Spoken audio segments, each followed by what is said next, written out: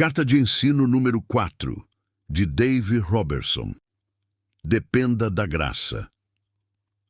Antes de ouvir este extraordinário ensino, eu sei que você ama a Deus e pode nos ajudar a divulgar a sua palavra.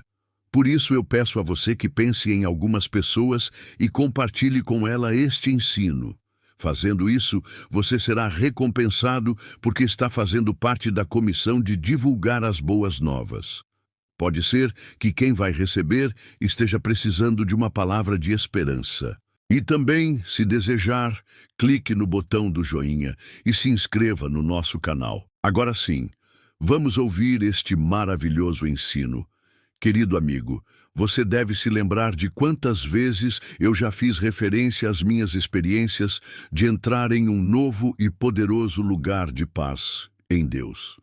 Esta paz é tão diferente de qualquer outra coisa que já andei em toda a minha vida e que eu apenas rotulei como paz, a arma agressiva de Deus. Desde então, esta paz tem me posto virtualmente fora do controle do diabo.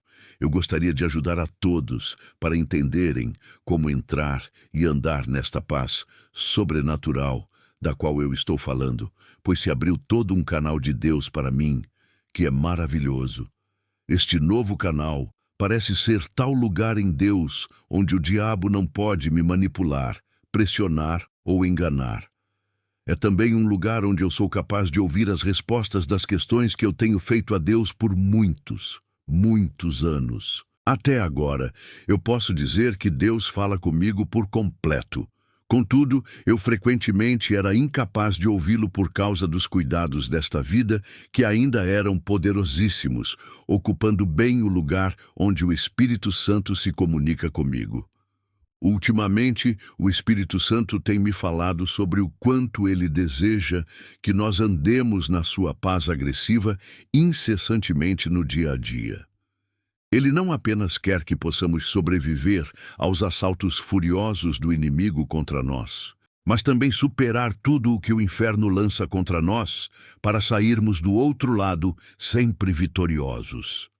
Desde a virada do século, há um mover impetuoso através do corpo de Cristo cerca de 2 vezes em cada geração, na qual os que ensinam a Bíblia se levantam para ensinar exclusivamente a respeito da guerra sobre os santos. Em outras palavras, o grande conflito que existe entre Satanás, seus principados e potestades, e os filhos de Deus. Nós não podemos parar isso, mas estarmos interessados neste mover do Espírito Santo, porque nós todos estamos procurando respostas para as perguntas. Porque as coisas estão deste jeito no mundo? Nós também queremos entender como crer em Deus no meio de tantas crises. Eu não conheço ninguém que possa responder com exatidão o quão perto estamos dos fins dos tempos ou o quanto esta geração permanecerá deste jeito, sem mudança, por tudo o que está acontecendo. Mas eu sei do seguinte: não importa o que acontece ou como as circunstâncias se mostram, se você se lembrar bem do que a palavra diz sobre isso tudo, você passará por todas as crises em vitória. Efésios 6:12 diz: porque a nossa luta não é contra o sangue e a carne, e sim contra os principados e potestades, contra os dominadores deste mundo tenebroso. Um dia, enquanto eu estava orando, eu pensei: há de ter um lugar no Novo Testamento onde toda guerra contra os santos não foi apenas luta, mas foi registrado e deixado como um legado para que nós pudéssemos entender as táticas usadas para superar o diabo. Mais tarde eu fiquei espantado quando achei um capítulo inteiro dedicado a isso, descrevendo cada calamidade de um dos mais terríveis ataques lançados individualmente e, de fato, mesmo contra a igreja dos primeiros dias. Não apenas este capítulo descreve o método do ataque, mas também descreve em grande detalhe as instruções que Deus deu ao homem contra quem o ataque foi lançado. Estas instruções levaram-no a superar e mesmo fazer muito mais para Deus, provavelmente mais do que qualquer outra pessoa que já viveu, exceto o próprio Jesus Cristo. Eu acho que você não terá nenhum problema em concordar comigo que se existisse um homem merecedor de ser parado pelo diabo, seria o apóstolo Paulo. O inferno jogou todo o seu arsenal maligno e tudo o que tinha contra Paulo. Ele estava na linha de frente, pregando o evangelho em lugares onde nunca fora antes pregado. Ele foi o vaso que Deus escolheu, ordenado para estabelecer os fundamentos das Escrituras do Novo Testamento. Muitas das epístolas registradas no Novo Testamento foram escritas por Paulo e serão usadas por Deus para julgar o nosso caminhar com Ele. O tanto quanto estamos ouvindo falar nestes dias sobre guerra espiritual, é bom saber que nós temos que tomar instruções específicas da Palavra de Deus. Foram estas instruções que sustentaram Paulo e levaram-no a vencer sob todas as circunstâncias. Vivendo em uma época em que o acesso à sabedoria é maior do que qualquer outra geração já teve, você pensaria que nós entenderíamos mais sobre forças espirituais tais como amor, misericórdia e graça, e o seu posicionamento na batalha espiritual do que nós já sabemos. Mas estas forças são mais experientes do que analisadas. Por exemplo, na 2 Coríntios 12, ao capítulo que eu referi atrás, Deus disse alguma coisa sobre graça ao apóstolo Paulo que marcaram o seu ministério. Daquele dia em diante, toda vez que Paulo combateu com o diabo, ele venceu. Vamos ver o que diz 2 Coríntios 12, de 7 a 10. E para que não me ensoberbecesse com a grandeza das revelações, foi-me posto um espinho na carne, mensageiro de Satanás, para me esbofetear, a fim de que não me exalte. Por causa disto, 3 vezes pedi ao Senhor que o afastasse de mim. Então ele me disse: a minha graça te basta, porque o poder se aperfeiçoa na fraqueza. De boa vontade, pois, mais me gloriarei nas fraquezas, para que sobre mim repouse o poder de Cristo. Pelo que sinto poder nas fraquezas, nas injúrias, nas necessidades, nas perseguições, nas angústias, por amor de Cristo. Porque quanto sou fraco, então é que sou forte. A coisa que me impressiona mais nesta passagem é que Deus teve que dizer a um homem com a estatura espiritual de Paulo e com o conhecimento de revelação por 3 vezes: a minha graça é suficiente. Se Deus teve que lembrar Paulo desta verdade vital por 3 vezes, o que poderíamos estar perdendo com respeito à graça, que nos ajudaria a vencer quando estamos em combate espiritual com o diabo? Se houvesse um momento adequado em que precisássemos entender como funciona a regra da graça durante os nossos testes e caminhar, seria agora. O Espírito Santo tem me falado sobre a vinda de um forte ataque no corpo de Cristo que já começou e vai ficar mais forte. Eu tenho as minhas suspeitas de que é o começo do ataque demoníaco contra os santos e se completará durante o reinado do Anticristo. Este ataque se levantará dentro de um sistema mundial, no qual Daniel profetizou ser os 4 animais com 10 chifres, 10 reis. Então, em Daniel 7:25, está escrito que o rei que se levantará depois destes 10 irá magoar os santos do Altíssimo. Proferirá palavras contra o Altíssimo, magoará os santos do Altíssimo e cuidará em mudar os tempos e a lei. E os santos lhe serão entregues nas mãos por 1 tempo, 2 tempos e metade de 1 tempo. Você está se sentindo mais pressionado do que costuma ser? Eu estou falando do tipo de pressão onde você se sente medroso e incerto com o seu futuro, sem segurança alguma, que até parece estar perdendo o contato com a realidade. Este é o tipo de ataque que está sendo lançado contra o corpo de Cristo. E é responsável pela moral dos cristãos que causa, entre outras coisas, a separação das famílias e casamentos. Este ataque demoníaco é a pressão que causa o divórcio, a promiscuidade que está sobre o corpo de Cristo. Mas, de acordo com a palavra, Deus abomina o divórcio. Contudo, Ele ama o divorciado. Ele odeia adultério. Mas mesmo assim, ele ama as pessoas que estão presas a isto. Ele não abençoa, não julga esta causa ou desculpa o pecado. Ele apenas perdoa. Contudo, tal perdão não é dado àquele que está buscando graça na promiscuidade, e sim para aquele que busca a graça para a mudança. Uma das mais efetivas armas formadas nas profundezas do inferno são as drogas usadas por Satanás para abrir as mentes dos nossos jovens para a possessão demoníaca e bruxaria. Como nada igual nunca criado pelo inferno, as drogas destroem a iniciativa.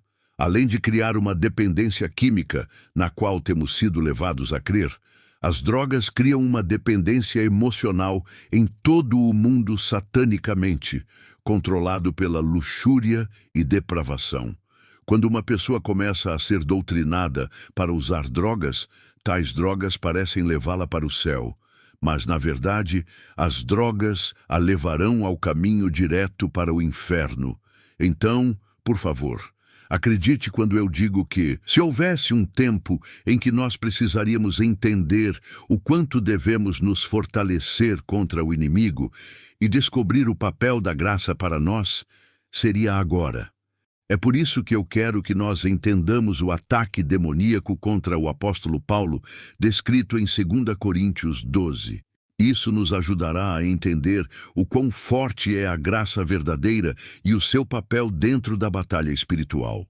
Em 2 Coríntios 12, 7, Paulo diz: "E para que não me ensoberbecesse com a grandeza das revelações, foi-me posto um espinho na carne, mensageiro de Satanás, para me esbofetear, a fim de que não me exalte. É claro que foi enviado da sala do trono do inferno, um forte mensageiro para esbofetear Paulo por causa da abundância das revelações. O mensageiro que Paulo se refere neste versículo poderia ser um príncipe, o braço direito do próprio Satanás. Aquele demônio tinha poder. Ele não era o mesmo da classificação que possuem as prostitutas, assassinos ou aqueles que trazem divisões ou contendas na igreja. Pelo contrário, o mensageiro de Satanás, enviado para Paulo, era um príncipe dominador demoníaco que reside acima de um território do mais baixo nível dos diabos e que verdadeiramente faz as obras sujas de Satanás contra a humanidade. Deus está nos dando aqui uma dica bem clara relativamente sobre a operação das trevas.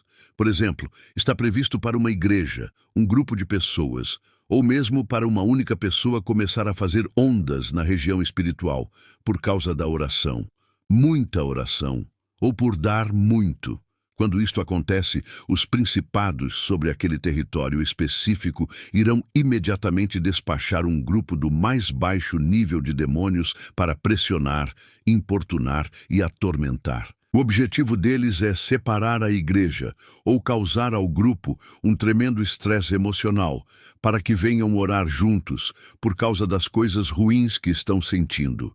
Ou um destes demônios pode tentar atingir individualmente um crente, distorcendo tudo em suas emoções, que ele finalmente decide o que é mais fácil: sentar-se quietamente lá no banco da igreja ou ir até alguém em vez de fazer ondas e colher as consequências. Ambos os lados de muitas cidades estão dotados de tais igrejas cheias de pessoas que estão fazendo exatamente o mesmo. Mas sempre tem havido pessoas que não podem ser paradas por tal baixo nível de demônios das trevas. Estas são pessoas que eventualmente autorizaram a visita deste príncipe vinda deste território, o homem forte. Foi isto que aconteceu com o apóstolo Paulo. Um principado foi enviado diretamente a ele, vindo da sala do trono do inferno. O ataque que seguiu foi tão calculado a sangue frio o quanto se pudesse esperar de uma criatura demoníaca que aborreceu Deus por muitos milênios. Para ver a extensão do ataque satânico do qual Paulo foi liberto pela graça de Deus, nós precisamos dar uma olhada para a seguinte passagem das Escrituras. 5 vezes recebi dos judeus uma quarentena de açoites menos 1. Fui 3 vezes fustigado com varas, uma vez apedrejado, em naufrágio 3 vezes. Uma noite e um dia passei na voragem do mar. Em jornadas, muitas vezes, em perigos de rios, em perigos de salteadores, em perigos entre patrícios, em perigos entre gentios, em perigos na cidade, em perigos no deserto, em perigos no mar, em perigos entre falsos irmãos, em trabalhos e fadigas, em vigílias, muitas vezes em fome e sede, em jejuns, muitas vezes em frio e nudez. Além das coisas exteriores, já o que pesa sobre mim diariamente, a preocupação com todas as igrejas. 2 Coríntios 11, 24, 28. Esta passagem nos fala do momento em que Deus trouxe Paulo de volta para a vida, depois dele ser apedrejado para a morte pelas mãos da multidão furiosa. Mas aquele foi apenas um dos muitos ataques que viriam com este mensageiro de Satanás, enviado para tentar destruir a vida de Paulo e seu ministério. A diferença entre o mensageiro de Satanás, que foi designado a Paulo, e o baixo nível dos espíritos das trevas deste presente mundo é que este tal príncipe territorial evidentemente tem grande poder, enquanto as classes mais baixas de diabos possuem, na maioria das vezes, importunação e tormentos que levam as pessoas a ficarem doentes. Estes principados eram capazes de afundar 3 diferentes navios onde Paulo era passageiro. Indubitavelmente, este poder demoníaco foi o da mesma classe daquele que causou a tempestade para afundar o barco de Jesus. Uma estratégia que foi impedida quando Jesus disse: "Acalma-te, emudece." E assim o mar se acalmou. Eu me lembro que não muito tempo atrás houve um forte mover entre os crentes que enfatizou a destruição de fortalezas sobre completas áreas geográficas. Os cristãos iam para o topo dos montes, olhando lá de cima as cidades, para travar batalhas espirituais contra as forças espirituais do mal nas regiões celestiais. Efésios 6:12. Se não existissem montes, eles iam para cima dos prédios mais altos, ou mesmo usavam helicópteros para alcançarem os altos lugares daquela região específica. Lá, eles começavam a gritar em línguas para amarrar o diabo. Eles ficavam ali gritando e gritando para aqueles tipos de entidades demoníacas que eram os príncipes territoriais. Mas a verdade é que nós não temos que achar nenhum lugar alto para amarrar o diabo. Enquanto estivermos causando reavivamento, ele virá nos procurar. E quando ele faz isto, é melhor que nós entendamos o papel que a graça exerce na nossa habilidade de permanecer na palavra de Deus.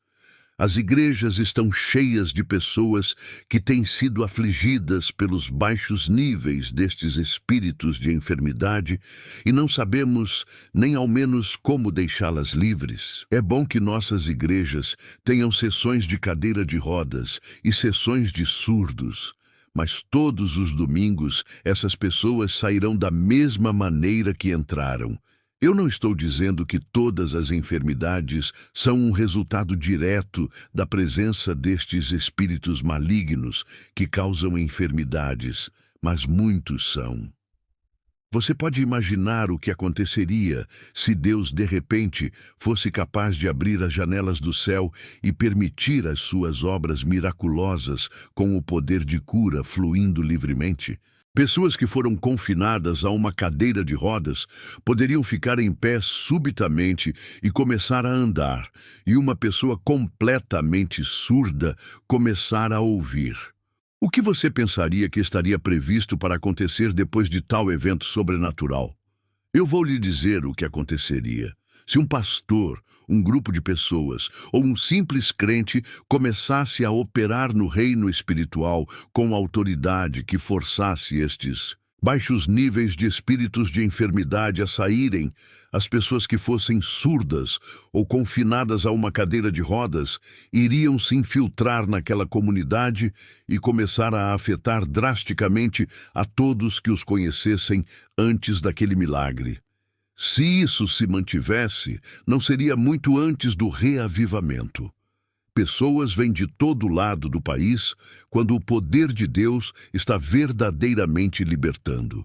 Por isso, nós não temos que fazer referência em amarrar aquele homem poderoso, territorial, antes que primeiro aquele baixo nível espiritual de enfermidade seja limpo, aquele que enche as sessões de surdos e de cadeira de rodas.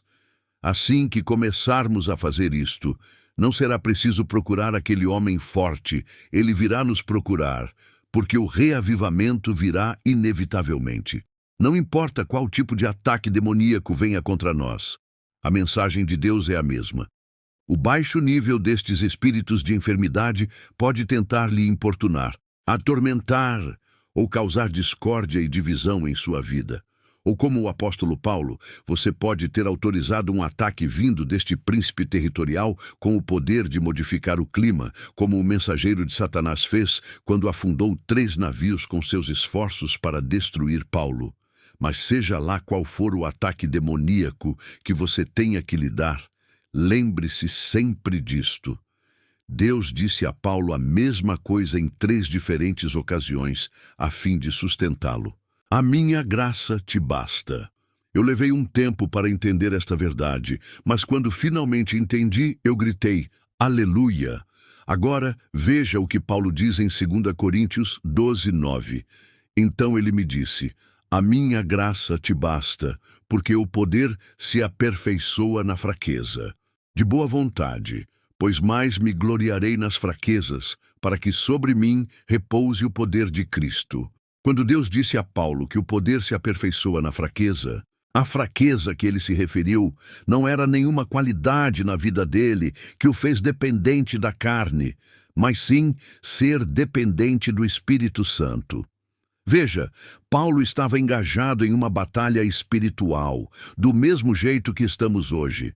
A luta dele não era com a carne e sangue, contudo, Deus estava tentando ensiná-lo como trocar a sua fraqueza pela força de Cristo. O jeito de Deus ensinar a Paulo esta lição mostrou a mais incrível verdade. Se Paulo glorificasse a Deus, se ele adorasse e louvasse-o no meio das perversas circunstâncias, a adoração e o louvor que ele fizesse verdadeiramente substituiriam a sua miserável situação pela condição de Cristo, permanecendo ativado o favor imerecido de Deus para a vida dele. Em outras palavras, a graça de Deus. Assim, quanto mais Paulo adorou a Deus, mais o poder de Cristo trouxe descanso para ele. Quanto mais Paulo foi liberto, mais ele fez para Deus. A graça de Deus descansou Paulo, e assim lhe trouxe paz. Eu não sei como você está neste momento, mas eu sei isto. Se você se colocar em um lugar fechado para adorar, a igreja não é suficiente, e lá começar a adorar a Deus, a sua paz agressiva virá. Não importa se você vai se ajoelhar ou ficar andando, simplesmente levante os seus braços para o céu e comece a adorá-lo. Agradeça a Deus pela sua graça, agradeça-o pelo seu nome estar escrito no livro da vida. Então você também encontrará aquele poder de Cristo, que trará descanso a você para sustentá-lo e libertá-lo nas horas de dificuldades, problemas e pressão. Seu amigo e colaborador, Dave Robertson. Foi na cruz, onde um dia eu vi meus pecados.